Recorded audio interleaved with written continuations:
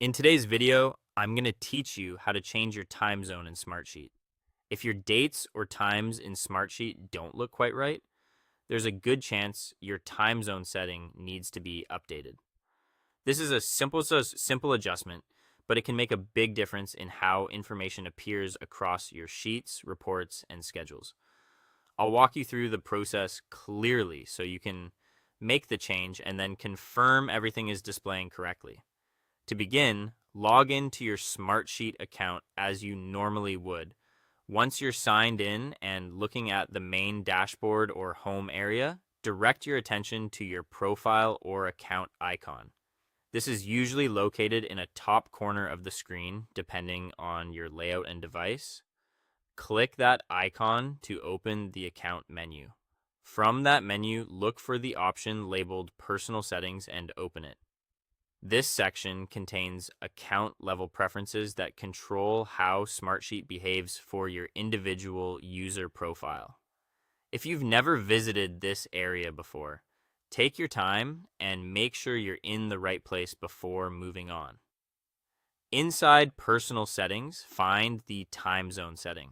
It may appear as a drop-down menu or a selectable field, depending on the version of Smartsheet you're using. Once you locate it, click to view the available options. You should see a list of time zones organized by region or offset. So choose the one that correctly matches your location or the time zone you want your account to use. Be careful here to select the correct option, especially if there are multiple entries that look similar. Choosing the right time zone is important because it affects how dates and times are shown throughout your Smartsheet experience. This can be especially helpful if you collaborate with people in different regions or if your account was originally set up with the wrong setting.